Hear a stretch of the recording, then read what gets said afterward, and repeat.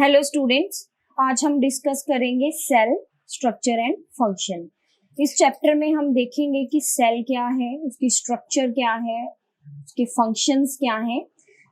Everything we will discuss in this chapter. So let's start with the definition of cell. Students, cell जो है वो हमारी life की एक स्ट्रक्चरल एंड फंक्शनल यूनिट है।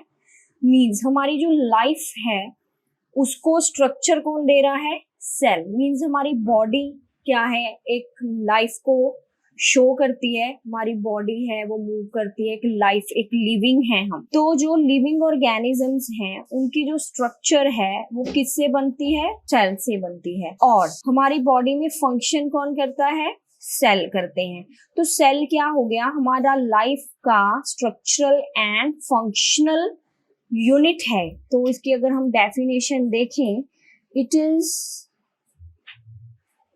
ए structural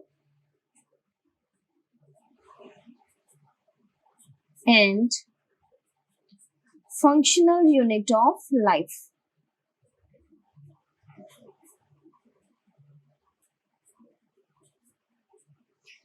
unit means क्या है? बिल्डिंग ब्लॉक है। हमारी लाइफ कहाँ से शुरू होती है? From the cell. जैसे कि हमने कोई बिल्डिंग बनानी है, बिल्डिंग बनाने के लिए बिल्डिंग की जो यूनिट है वो होती है ब्रिक्स। हम पहले एक ब्रिक रखते हैं, फिर दूसरी रखते हैं, फिर तीसरी, करते करते हमारी पूरी बिल्डिंग जो है वो बन जाती है। तो अगर हम देखें कि हमारी जो बिल्डिंग बनने स्टार्ट कहाँ से हुई थी? एक ब्रिक से बिल्डिंग जो है वो बननी स्टार्ट हुई थी। तो ये क्या हो गया? यूनिट हो गया। तो सेम वे हमारी जो बॉडी है उसका यूनिट क्या है? सेल है। हमारी बॉडी जो है, हम इतने बड़े हैं, हमारी इतनी बड़ी बॉडी एक सेल से शुरू होती है। तो स्टूडेंट्स, जो सेल्स होते हैं बेसिकली ये माइक्रोस्कोपिक हैं। इनको हम अंडर माइक्रोस्कोप ही देख सकते हैं। मोस्टली जो सेल्स हैं ये माइक्रोस्कोपिक हैं। फ्यू सेल हैं जिनको हम नेकेड आई से देख सकते हैं, लेकिन ज्यादातर सेल जो हैं ये माइक्रोस्कोपिक हैं, बहुत ज्यादा स्मॉल होते हैं, जिस वजह से हम इनको कहाँ देख सकते हैं? Under the microscope. तो आपको ये तो पता लग गया कि सेल जो है हमारी लाइफ को स्ट्रक्चर देता है। मीन्स हमारी बॉडी को वो स्ट्रक्चर देता है और हमारी बॉडी में फंक्शन भी करता है। उसके बाद हम देखेंगे कि इसकी डिस्कवरी कहाँ हुई, किसने की, कैसे हुई। हमारे पास टॉपिक है डिस्कवरी ऑफ सेल। तो हमारे पास 1665 में रॉबर्ट हुक जो था साइंटिस्ट, उन्होंने क्या है? सेल की डिस्कवर की। उन्होंने सेल को क्या किया? डिस्कवर किया। कैसे किया? उन्होंने क्या किया? उस टाइम पे एक कॉर्क का पीस लिया। कॉर्क जो है वो क्या है? एक वुडन पीस है हमारे पास। कॉर्क जो है ये हम बेसिकली, आपने देखा होगा कोई बोटल्स के ऊपर कॉर्क लगे होते हैं, ऐसे लकड़ी के ढक्कन होते हैं, उनको हमने क्या नेम दिया हुआ है? कॉर्क। उनको हम कॉर्क बोलते हैं। तो कॉर्क जो होते हैं ये किससे बनते हैं? ट्रीज की बार्क से बनाए जाते हैं। जो ट्री का कवर होता है, बाहर वाला आउटर कवर, उससे बनता है कॉर्क। और कॉर्क का उसने कुछ पार्ट, एक पीस लिया और उसको कहाँ देखा? Under the microscope. उस टाइम पे हमारे पास कुछ अच्छे माइक्रोस्कोप नहीं थे।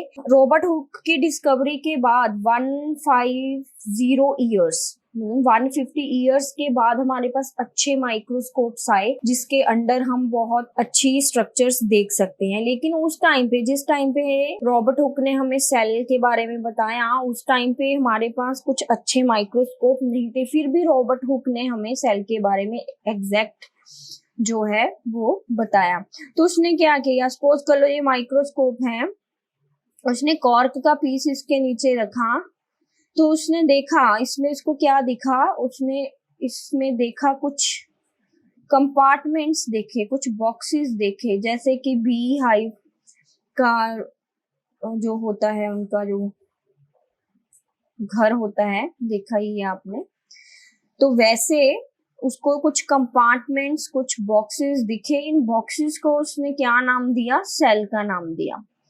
तो ये था how Robert Hooke discovered the cell. उसने कॉर्क का पीस लिया, उसको अंडर माइक्रोस्कोप देखा, उसको कुछ कंपार्टमेंट्स दिखे, कुछ बॉक्सेस दिखे, उन बॉक्सेस को उसने क्या नाम दिया, सेल का नाम दिया। तो हमें पता लग गया कि उस कॉर्क के अंदर क्या है, सेल है। तो यहाँ से हमें पता लगा कि लिविंग जो थिंग्स हैं, उसके बाद बहुत सारे साइंटिस्ट आए, उन्होंने उसकी स्ट्रक्चर्स के बारे में, सेल की स्ट्रक्चर्स के बारे में, फंक्शन के बारे में और जो है डिस्कवर किया, लेकिन जो स्टार्टिंग पॉइंट है वो यही से था। उसके बाद है हमारे पास सेल्स के अंदर number of cells, different organisms. मैंने आपको बताया जो भी लिविंग ऑर्गेनिजम्स हैं वो सारे के सारे सेल से बने हैं, लेकिन नंबर ऑफ सेल क्या है, डिफरेंट है इन द डिफरेंट ऑर्गेनिजम्स। हमारे पास कुछ ऐसे ऑर्गेनिजम्स भी होते हैं जिनके पास सिर्फ एक ही सेल है, हमारे पास कुछ ऐसे ऑर्गेनिजम्स भी हैं जिनके पास बहुत ज्यादा सेल है, मोर देन वन। तो नंबर ऑफ सेल जो है ये डिफर करता है from organism to organisms. So according to, on the basis of number of cells, we have two type of organisms. एक है यूनिसेलुलर और दूसरे हैं मल्टी सेलुलर।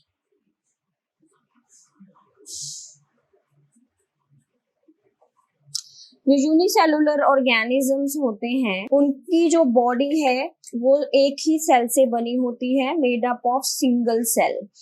ये सिर्फ सिंगल सेल से बने होते हैं। लेकिन जो मल्टी सेलुलर होते हैं, multi means many, they made up of more than one cell.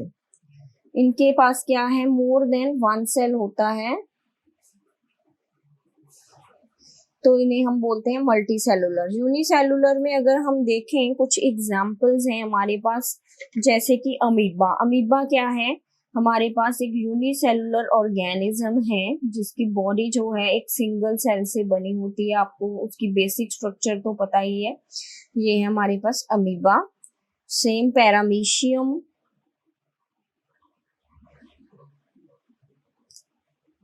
ये कुछ हमारे पास क्या है, यूनिसेलुलर ऑर्गेनिजम्स हैं।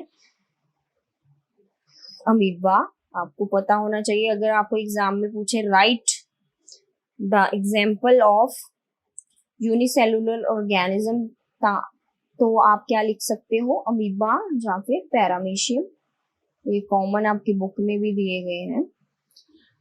तो उसके बाद है हमारे पास मल्टी सेलुलर ऑर्गेनिजम्स बहुत सारे हैं। हम जो अगर हम अपने आप को देखें तो हमारी जो बॉडी है उसमें बहुत सारे सेल्स हैं, ट्रिलियंस बिलियंस सेल हैं हमारी बॉडी के अंदर। तो हमारे पास कुछ ऑर्गेनिजम्स मल्टी सेलुलर में जिनके पास ट्रिलियंस बिलियंस जो हैं सेल होते हैं। तो जैसे कि ह्यूमन हो गया, कोई ट्री आप ले लो, कोई भी ट्री, उनमें बहुत सारे सेल्स होते हैं। डॉग है, कैट है, ये सारे ही क्या है हमारे पास मल्टी सेलुलर। इनमें क्या है, मोर देन वन सेल है। आप कोई भी एग्जांपल यहाँ पे लिख सकते हो। जो सिंगल सेल ऑर्गेनिजम्स होते हैं मोस्टली ये अंडर माइक्रोस्कोप ही आपको नजर आएंगे। मल्टी सेलुलर आप देख सकते हो अपने नेकेड आई के साथ, ये भी आपको पता होना चाहिए। उसके बाद है स्टूडेंट्स, हमारे पास नंबर ऑफ सेल के बेसिस पे हमारे पास टू टाइप के ऑर्गेनिजम्स हैं, unicellular and multicellular organisms. उसके बाद आ जाते हैं हमारे पास shape and size of the cell. हमारे पास डिफरेंट शेप्स के सेल हैं हमारी बॉडी में। मैंने आपको पहले ही बताया ट्रिलियंस बिलियंस सेल होते हैं मल्टी सेलुलर ऑर्गेनिजम्स में। तो सारे सेलों का जो शेप अगर हम देखें, सारे सेलों की अगर हम शेप देखें तो वो सेम नहीं होती। हमारी बॉडी में बहुत सारे सेल हैं, डिफरेंट शेप है सेल की। कुछ सेल स्फेरिकल हैं, कुछ स्पिंडल शेप हैं, कुछ ब्रांच्ड हैं।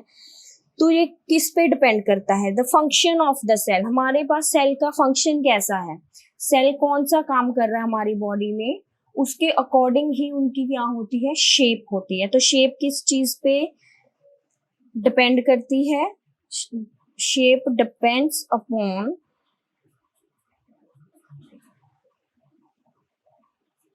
The function of cells, function of cell. उसके बाद है साइज। साइज भी हमारे पास डिफरेंट डिफरेंट है सेलों का। कुछ ऑर्गेनिजम्स में छोटे सेल हैं, कुछ बड़े सेल हैं, ये हम देखेंगे कैसे। तो सबसे पहले हम डिस्कस करेंगे shape of the cells. Different different shape हैं, कौन कौन सी बेसिक शेप्स आपको देखने को मिलती हैं सेल्स की। Yes, shapes of cell.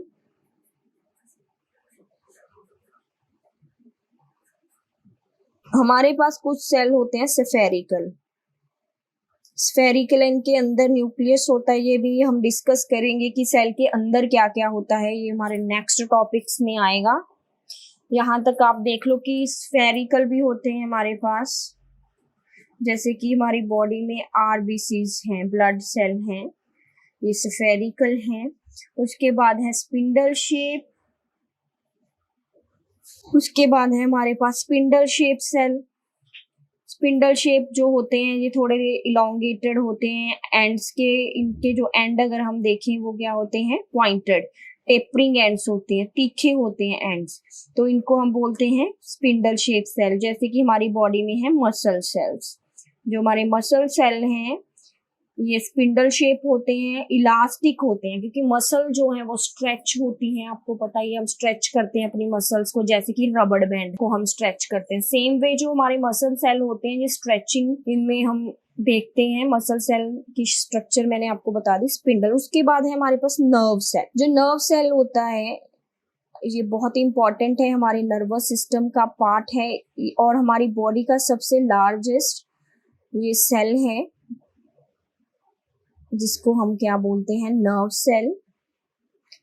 ये सबसे, इसकी अगर हम स्ट्रक्चर देखें तो ये लार्जेस्ट सेल है, और ये इसको ऐसा क्यों बना है ताकि ये चारों तरफ से क्या है, सिग्नल्स को कैरी कर सके और सिग्नल्स को फटाफट से क्या कर सके, ट्रांसमिट कर सके। तो ये है हमारे पास नर्व सेल। इसको हम ब्रेन सेल भी कहते हैं। हमारा जो पूरा नर्वस सिस्टम है, हमारा जो ब्रेन है वो किससे बना है, वो नर्व सेल से ही बना हुआ है। इनको हम न्यूरॉन भी बोलते हैं, न्यूरॉन। इसका जो फंक्शन है सिग्नल्स को रिसीव करना, उस सिग्नल को ब्रेन को देना, जो ब्रेन आंसर करता है वो आंसर रिसीव करना, फिर उस आंसर्स को बॉडी के डिफरेंट डिफरेंट पार्ट्स में लेके जाना, ये सारा काम क्या है, नर्व सेल का होता है। उसके बाद हमारे पास कुछ सेल्स होते हैं जो अपनी जो स्ट्रक्चर है उसको चेंज करते रहते हैं, जैसे कि WBC है। WBC क्या है, व्हाइट ब्लड सेल है। ये सेल जो है अपनी जो स्ट्रक्चर है, अपनी जो शेप है उसको क्या करते रहते हैं, चेंज। जैसे कि हमने अमीबा में भी पढ़ा है आपने, अमीबा जो है उसकी एक रेगुलर शेप नहीं होती, वो अपनी शेप को क्या करता रहता है, चेंज करता रहता है। तो WBC की शेप, अगर आपको क्वेश्चन आए भी कौन सा ऐसा सेल है हमारी बॉडी में जो जिसकी शेप क्या है, चेंज हो जाती है, तो आप आंसर क्या लिखोगे, WBC। तो स्टूडेंट जो ये शेप्स हैं ये डिपेंड करती हैं फंक्शन कैसा है। जैसे कि मसल में हमें इलोंगेटेड इलास्टिसिटी चाहिए तो वहां पे स्पिंडल शेप है। नर्व सेल जो है ये ट्रांसमिट करे सिग्नल को जल्दी से जल्दी चारों तरफ से, इनमें जो डेंड्राइट्स हैं, इनकी जो ब्रांचेस हैं, तो चारों तरफ से सिग्नल को क्या करती है, कैरी करती है। तो इसकी स्ट्रक्चर ऐसी है। आरबीसी ओवल क्यों है, सो दैट वो जो ब्लड वेसल्स हैं उनमें क्या है, इजीली फ्लो कर सके। सपोज करो ये आपकी ब्लड वेसल है, इसमें आरबीसीज राउंड अगर होंगे तो इजीली वो आगे आगे फ्लो करेंगे। अगर WBC स्पिंडल हो जाए, सपोज कर लो ये आपकी ब्लड वेसल है जिसमें खून फ्लो करता है, आरबीसीज आपके ब्लड में ही तो है, तो अगर ऐसे हो जाएं, थोड़े हम उसको चपटा कर दें तो क्या है, वो फंस जाएंगे हमारी ब्लड वेसल में, तो इजीली जो है वो फ्लो नहीं कर पाएंगे। तो जो स्ट्रक्चर्स हैं ये कैसे बनी हैं सेल्स की, on the basis of their function. अब हम देखेंगे साइज ऑफ द सेल। अब हम डिस्कस करेंगे साइज ऑफ सेल। स्टूडेंट जैसे सेल्स की शेप अलग अलग होती है वैसे ही इनका साइज भी जो है वो वेरी करता है। तो बेसिकली हमारे पास जो सेल्स हैं ये माइक्रोस्कोपिक होने की वजह से इनका जो साइज है ये 1 माइक्रोमीटर से लेकर फ्यू सेंटीमीटर्स तक वेरी कर सकता है। 1 माइक्रोमीटर जो है वो किसके इक्वल होता है, 10⁻⁶। मीटर के इक्वल हमारे पास होता है। तो हमारे पास जैसे कि बैक्टीरियल सेल है वो 0.1 to 0.5 माइक्रोमीटर उनका जो साइज है वो वेरी कर सकता है। बैक्टीरियल सेल बहुत छोटे होते हैं।